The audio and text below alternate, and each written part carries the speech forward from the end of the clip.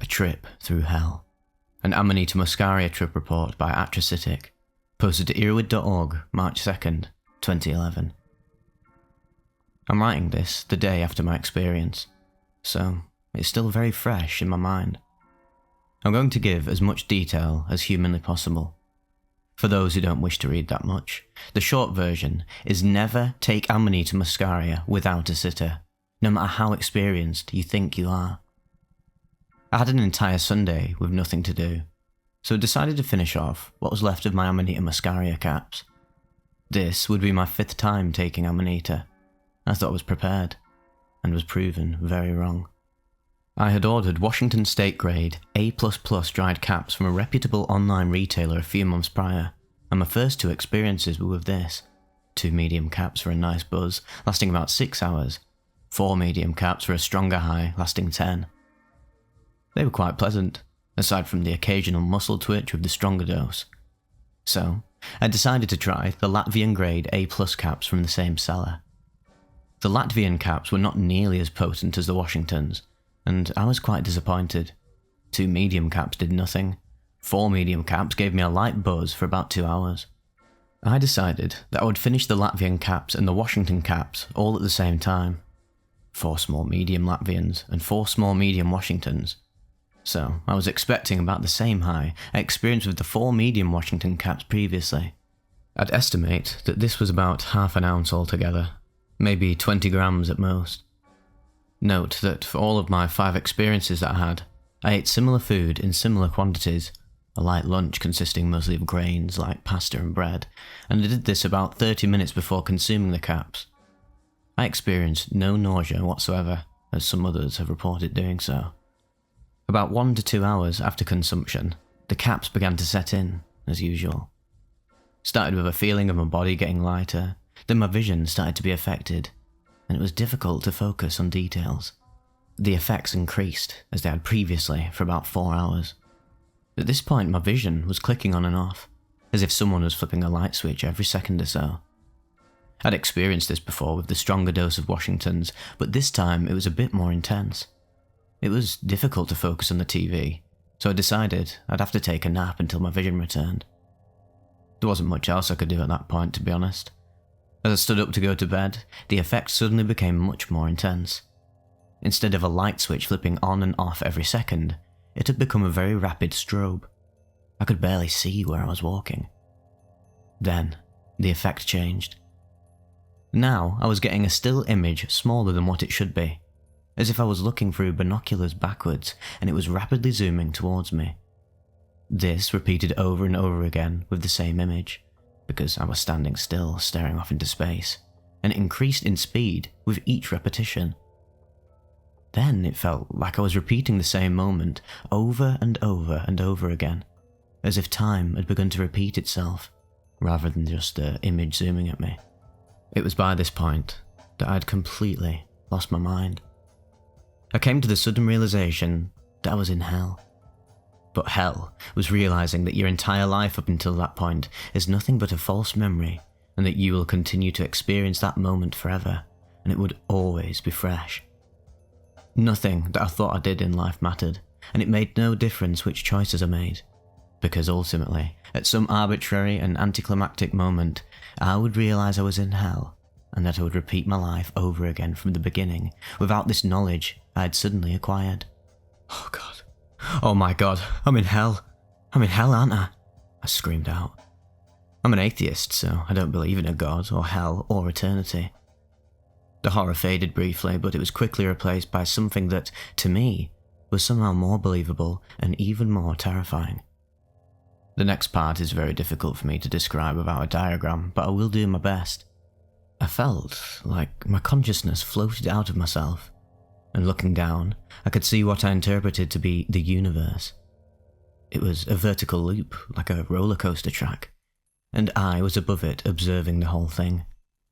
It was segmented into pieces, with the largest at the bottom, and they got progressively smaller as they came to the top, then larger on the other side until they met the bottom again.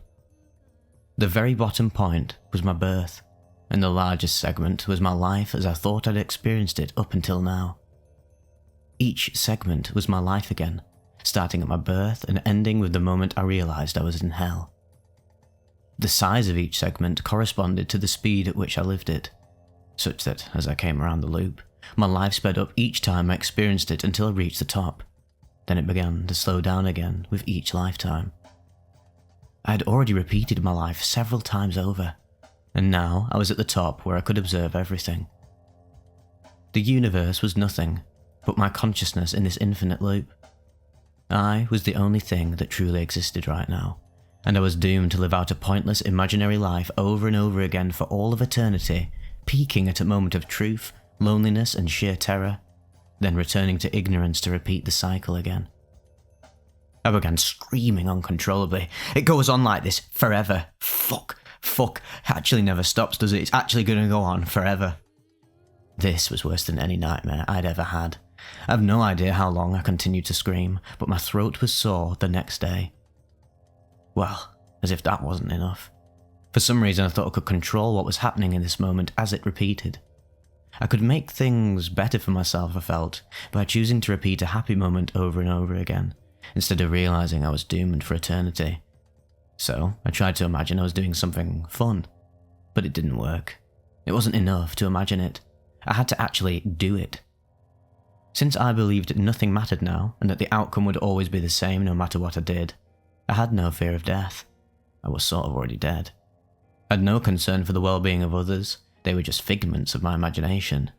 And on top of this, no cares about consequences. There is no such thing as prison or police in this state. So I tried to go outside in an attempt to change things. It took me a while to get the door of my apartment open, but eventually I did. Not before I got so frustrated that I threw a bookshelf across the room, however. I felt like I was in a dream now. The single moment was no longer repeating, but I still had no grasp of reality. I ran outside, down the stairs, and into the street. Luckily, the speed limit around my apartment complex is only 5 miles per hour, and there were lots of speed bumps, so I guess I was in no danger of being hit and killed. Cars were driving by me, and at least one of them honked. It doesn't matter. Nothing matters, I was yelling at the drivers. I distinctly remember looking one woman straight in the eyes as she slowed down to drive past me. I yelled at her, and she had a look of fear and confusion on her face that I will never forget. I kept running, and for a second I actually thought I could fly. I leapt into the air, but quickly came back down. I decided that this was because I had not mastered the ability to alter the laws of physics yet, but that eventually I would be able to. I wandered around for quite some time, lost in the maze of apartment buildings and parking lots, but at some point I walked through a pond that was waist deep. I was talking loudly to myself, stumbling about, soaking wet, and yelling nonsense at the few people I saw. I distinctly remember having the urge to strangle someone just because I could, thinking that it wouldn't matter. Thankfully, I did not. I climbed on top of someone's car in the parking lot at some point, and while I was up there, I began to think, oh, maybe I'm not in hell. Maybe I should just go home. I eventually found my way back to my apartment and immediately called my friend. Am I in hell? I asked. What are you on about? Am I in hell? Where are you? In my house. In hell. What are you on, and how much did you take? I don't know. All of it, I think. Whatever was left. I'm coming over. I'll be there in a few minutes. I was fine from that point on. Talking to someone I knew was enough to bring me back to reality, thankfully. I calmed down and gradually returned to the normal again over the course of the next 4 hours or so. The core effects lasted about 12 hours, but I still feel like curling up into the fetal position when I remember the sound of my own screaming. Remembering all this right now, I'm surprised the police never showed up. I was extremely lucky that I was not arrested, killed, or seriously injured. I'm very glad I didn't hurt anyone else either, because I'd never be able to live with myself if I had. I really am not sure if I will ever take Amanita again, but at the very least, it will be in smaller doses and never without a sitter, just in case. Now, I truly know how dangerous it can be. Let me remind you once more. Never take Amanita Muscaria without a sitter.